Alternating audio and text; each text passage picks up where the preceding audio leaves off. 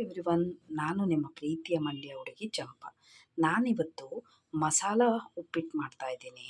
ಅದಕ್ಕೆ ಬೇಕಾಗಿರೋ ಸಾಮಗ್ರಿ ಬಂದು ಒಂದು ಕ್ಯಾರೆಟು, ಒಂದು 5-6 ಬೀನ್ಸ್, ಸ್ವಲ್ಪ ಶುಂಠಿ ಗ್ರೇಟೆಡ್ ಮಾಡಿ ಇಟ್ಕೊಂಡಿದ್ದೀನಿ. ಶುಂಠಿ ಮತ್ತು ಬೆಳ್ಳುಳ್ಳಿ, ಸ್ವಲ್ಪ ಕರ್ಬೇವಿನ ಸೊಪ್ಪು, 3 ಚಿಲ್ಲಿ, 1 ಇಡೀ ಅವರೆಕಾಳು, ಸ್ವಲ್ಪ ಕೊತ್ತಂಬರಿ ಸೊಪ್ಪು, ಮತ್ತು ಒಂದು ಸ್ಮಾಲ್ ಬೇಬಿ ಪೊಟ್ಯಾಟೊ ತೊಗೊಂಡಿದ್ದೀನಿ, ಒಂದು ಸ್ಮಾಲ್ ಬೇಬಿ ಪೊಟ್ಯಾಟೊ. ಆಮೇಲೆ ಆನಿಯನ್ ಒಂದು ಮೀಡಿಯಮ್ ಸೈಜ್ 2 ತೊಗೊಂಡಿದ್ದೀನಿ. ನಾನು ಸ್ವಲ್ಪ ಆಯಿಲ್ ಹಾಕ್ಕೊಂಡಿದ್ದೀನಿ. ಅದ್ರ ಜೊತೆಗೆ ಸ್ವಲ್ಪ ಜೀರಿಗೆ, ಸಾಸಿವೆ ಹಾಕ್ಕೊಂಡು ಫ್ರೈ ಮಾಡ್ಕೊಳ್ತಾ ಇದ್ದೀನಿ.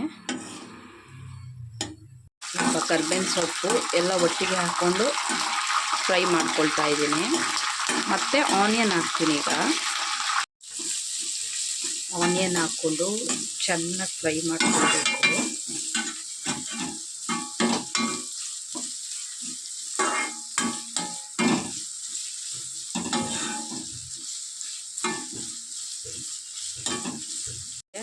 ಸ್ವಲ್ಪ ಗ್ರೇಟೆಡ್ ಶುಂಠಿ, ಬೆಳ್ಳುಳ್ಳಿ, ಆಮೇಲೆ ಗ್ರೀನ್ ಚಿಲ್ಲಿ ಹಾಕ್ಕೊಂಡು ಚೆನ್ನಾಗಿ ಫ್ರೈ ಮಾಡ್ಕೊಳ್ಬೇಕು.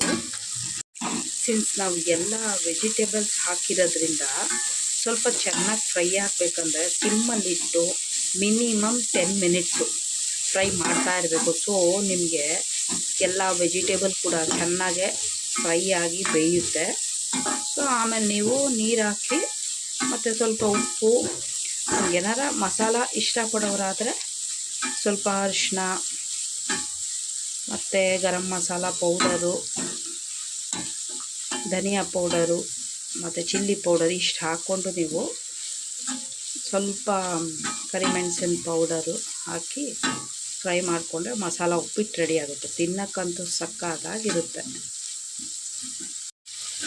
ನೋಡಿ, ನಾನು ಇದಕ್ಕೆ ಸ್ವಲ್ಪ ಅರಿಶಿನ, ಉಪ್ಪು, ಚಿಲ್ಲಿ ಪೌಡರು ಮತ್ತು ಗರಂ ಮಸಾಲ, ಚೂರು ಬ್ಲ್ಯಾಕ್ ಪೆಪ್ಪರ್ ಪೌಡರ್ ಹಾಕಿ ಸ್ವಲ್ಪ ಸೇಮ್ ನೀವು ಪಲಾವ್ಗೆ ಹೆಂಗೆ ಮಸಾಲ ಹಾಕ್ತೀರ ಅದು ಕೂಡ ಹಾಕ್ಬೋದು, ಟೇಸ್ಟಾಗಿರುತ್ತೆ. ನೀವು ಕೂಡ ಒಂದ್ಸರಿ ಟ್ರೈ ಮಾಡಿ.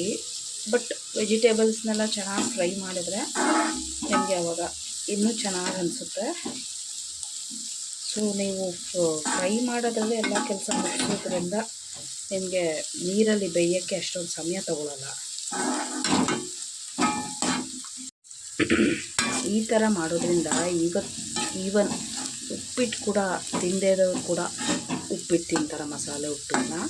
ಆಮೇಲೆ ಕಾಂಕ್ರೀಟ್ ಅನ್ನೋರು ಕೂಡ ಉಪ್ಪನ್ನ ಇಷ್ಟಪಟ್ಟು ತಿಂತಾರೆ. ಸೊ ಒಂದ್ಸಲಿ ಟ್ರೈ ಮಾಡಿ. ನೋಡಿ, ನಾನು ರವಾನ ಒಂದು ಸ್ಮಾಲ್ ಕಪ್ಪಲ್ಲಿ ತೊಗೊಂಡಿದ್ದೀನಿ.